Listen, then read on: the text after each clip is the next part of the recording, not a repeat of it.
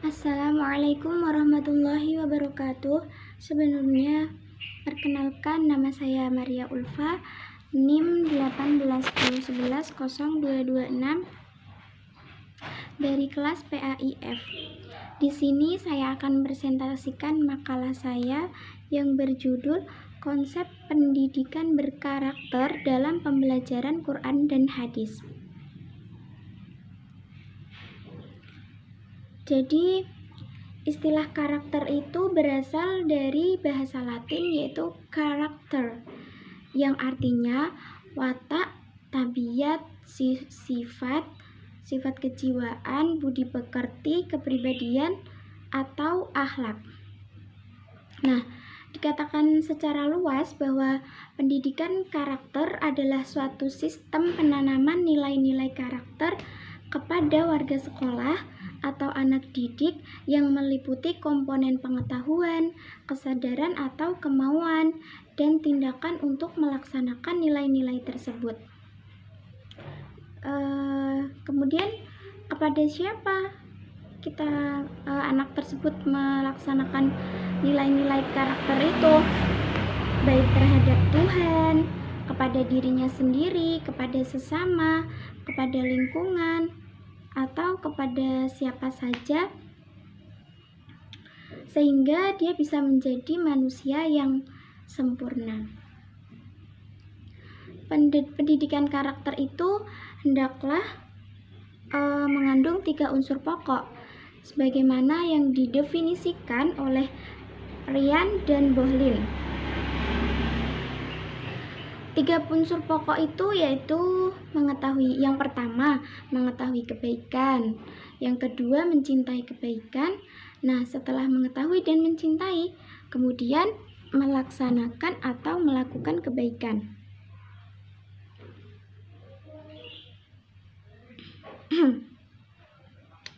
Kemudian, dalam pendidikan karakter, kebaikan itu seringkali dirangkum atau bisa dinilai di dalam sederet sifat-sifat atau perilaku yang baik. Pendidikan karakter dalam perspektif Islam memiliki tujuan yang sangat jelas, yaitu menjadi anak didik yang berakhlakul karimah. Kemudian selanjutnya yaitu implementasi pendidikan karakter di dalam Islam tersimpul dalam kepribadian diri Rasulullah SAW. Jadi, di dalam diri Rasulullah SAW itu sudah bersemai nilai-nilai akhlak yang agung dan mulia. Disebutkan di dalam Al-Quran surat Al-Ahzab ayat 21, yang artinya sesungguhnya telah ada dalam diri Rasulullah itu suri tauladan. Jadi anak didik itu bisa kita ajarkan bahwa Rasulullah itu adalah contoh teladan yang baik atau seseorang yang memiliki akhlakul karimah.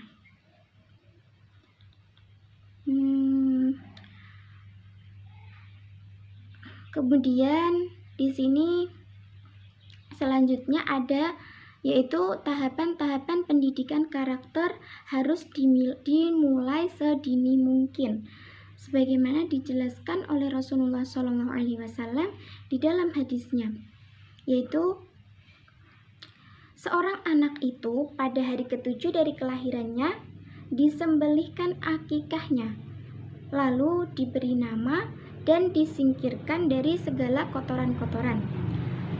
Kemudian jika dia sudah berumur 6 tahun, ia dididik beradab susila atau diajarkan untuk berakhlak, memiliki akhlak atau kepribadian yang baik. Kemudian jika dia sudah berumur 9 tahun, dia harus dipisahkan tempat tidurnya dari kedua orang tuanya. Kenapa dipisahkan? Agar dia bisa mandiri. Nah, kemudian setelah itu, jika dia sudah berumur 13 tahun, maka ketika dia tidak mau melaksanakan sholat, maka orang tuanya wajib memukulnya. Lalu Setelah ia berumur 16 tahun, orang tuanya boleh menikahkannya. Dari hadis di atas menetapkan tentang tahap-tahap pendidikan karakter, yaitu menurut Muhammad Furqan Hidayatullah dapat diklasifikasikan sebagai berikut. Yang pertama yaitu tahap penanaman tauhid. Pada usia inilah awal pembentukan karakter seseorang dibentuk, sehingga harus dimulailah penanaman tauhid. Penanaman tauhid itu semacam anak itu harus mengenal siapa Tuhannya, siapa penciptanya, seperti itu. Kemudian yang kedua,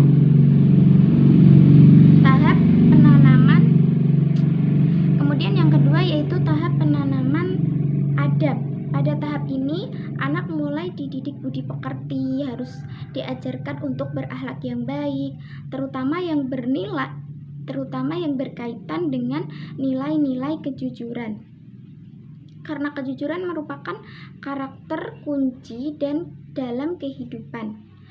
Kemudian yang ketiga, yaitu tahap penanaman tanggung jawab. Tanggung jawab merupakan perwujudan dari niat dan tekad untuk melakukan tugas yang diemban. Perintah agar anak usia 7 tahun mulai menjalankan sholat menunjukkan bahwa anak didik itu, seorang anak harus memiliki tanggung jawab. Ketika ia tidak melakukan kewajiban tersebut, maka ia harus menerima bahwa dia harus dipukul oleh ayahnya. Kemudian yang keempat, yaitu tahap penanaman kepedulian. Kepedulian adalah empati kepada orang lain yang diwujudkan dalam bentuk memberikan pertolongan sesuai dengan kemampuan yang dimilikinya.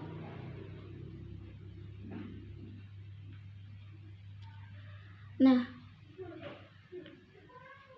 kemudian yang kelima yaitu tahap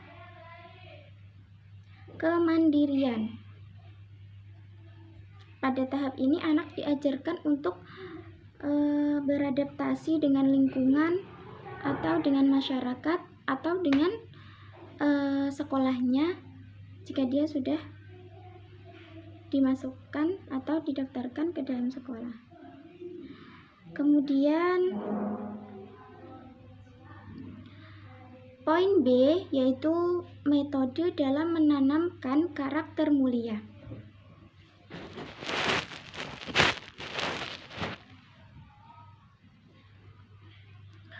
Dalam Islam terdapat beberapa istilah yang tepat digunakan sebagai metode pembelajaran. Konsep-konsep itu antara lain yaitu yang pertama, tarbiyah, takdib, tazkiyah, dan tadrib. Nah, tilawah, taklim, tarbiyah, tadrib, tazkiyah, dan tadrib. Tilawah itu yang pertama yaitu tilawah. Metode ini menyangkut kemampuan membaca agar memiliki kefasihan berbicara dan kepekaan dalam melihat fenomena. Kemudian yang kedua yaitu taklim. Metode taklim itu terkait dengan pengembangan kecerdasan intelektual.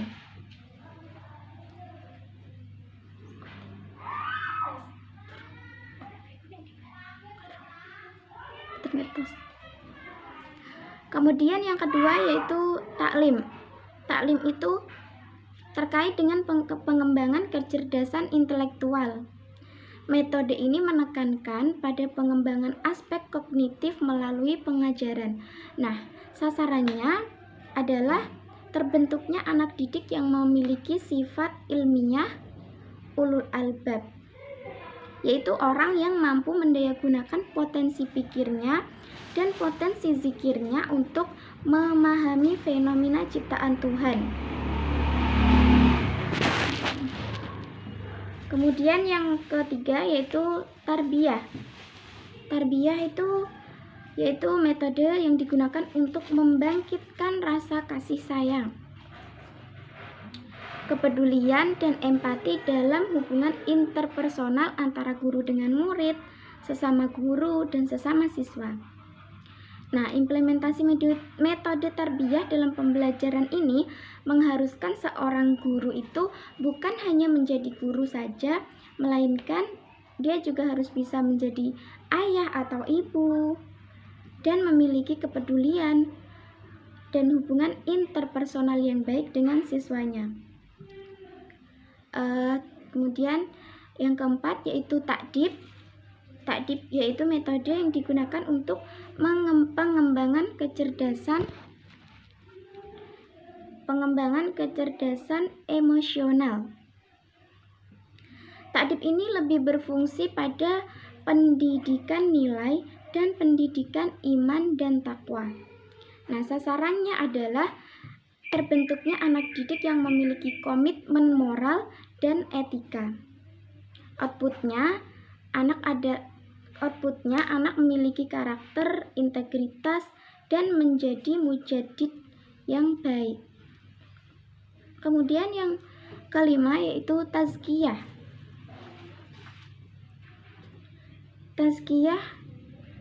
Metode tazkiyah yaitu metode yang digunakan untuk membersihkan jiwa. Tazkiyah ini lebih berfungsi untuk mensucikan jiwa dan mengembangkan spiritualitas. Dalam pendidikan jiwa ini sasarannya adalah terbentuknya jiwa yang suci, jiwa yang jernih, dan jiwa yang damai. Sedangkan outputnya adalah terbentuknya jiwa yang tenang, ulul arham, dan tazkiyah. Selanjutnya yaitu tadrib. Tadrib yaitu metode yang digunakan untuk mengembangkan keterampilan fisik, psikomotorik, dan kesehatan fisik. Nah, sasarannya yaitu terbentuknya fisik yang kuat, cekatan, terampil, dan outputnya adalah anak ini menjadi pekerja keras, pejuang yang ulet, tangguh, dan menjadi seorang mujahid.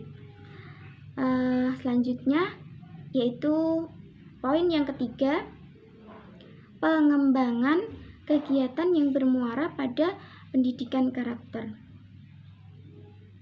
Menurut Michel Bourba, cara menumbuhkan dan mengembangkan karakter yang baik dalam diri anak yaitu menggunakan 7 cara. Yang pertama yaitu empati, yang kedua hati nurani, yang ketiga kontrol diri, rasa hormat, kebaikan hati, toleransi, dan keadilan. Yang pertama yaitu empati. Empati ini merupakan inti emosi moral yang membantu anak untuk memahami perasaan orang lain. Jadi kebajikan ini membuatnya menjadi peka terhadap kebutuhan orang lain atau perasaan orang lain, sehingga mendorong anak tersebut untuk menolong orang yang kesusahan atau kesakitan, serta menuntutnya dimanapun dan kapanpun. Yang kedua yaitu hati nurani. Hati nurani ini adalah suara hati yang membantu anak memilih jalan yang benar daripada jalan yang salah, sehingga itu membuat dirinya merasa bersalah ketika ia menyimpang dari jalur yang sebenarnya, atau ketika dia melakukan kesalahan, maka dia akan sangat merasa bersalah. Kemudian yang ketiga yaitu kontrol diri. Kontrol diri itu dapat membantu anak untuk menahan dorongan dari dalam dirinya dan berpikir sebelum bertindak, sehingga ia melakukan hal yang benar dan kecil kemungkinan ia mengambil tindakan yang berakibat buruk. Nah, kebajikan ini akan membantu seorang anak menjadi mandiri karena ia tahu bahwa dirinya bisa mengendalikan dirinya sendiri. Kemudian yang keempat yaitu rasa hormat. Rasa hormat ini mendorong anak untuk bersikap baik dan menghormati orang lain. Kebajikan ini mengarahkan anak tersebut untuk memperlakukan orang lain sebagaimana ia ingin diperlakukan orang lain dengan baik. Jadi seorang anak jika dia berpikir, jika saya mukul teman saya, itu artinya saya akan dipukul kembali.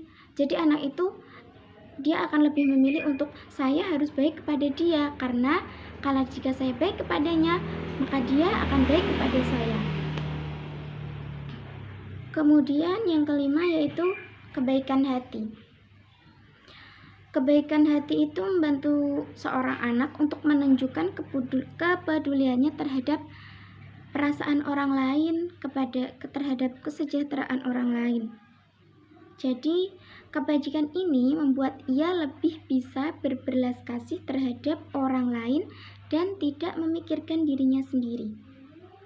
Yang keenam yaitu toleransi. Toleransi ini membuat anak didik mampu menghargai perbedaan kualitas dalam diri orang lain. Ia membuka diri terhadap pandangan dan keyakinan yang baru dan menghargai orang lain tanpa membedakan suku, gender, penampilan, budaya, agama, kemampuan, atau orientasi seksual. Dalam toleransi ini, ia akan memperlakukan orang lain dengan baik dan dengan penuh pengertian, menentang permusuhan, kekejaman, serta menghargai orang-orang berdasarkan karakter mereka. Yang terakhir, yang ketujuh yaitu keadilan. Keadilan ini menuntun anak agar mampu memperlakukan orang lain dengan baik, tidak memihak, adil, sehingga ia mematuhi aturan atau bergiliran dan berbagi, serta mendengar semua pihak secara terbuka. Ia mendengarkan semua pihak secara terbuka sebelum memberi penilaian apapun. Ia juga terdorong untuk membela orang lain yang diperlakukan tidak adil dan menuntut agar setiap orang diperlakukan dengan adil atau setara. Sekian yang dapat saya sampaikan. Kiranya ada kekurangan atau kesalahan, saya mohon maaf yang sebesar-besarnya.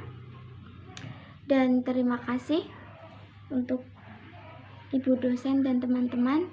Wassalamualaikum warahmatullahi wabarakatuh.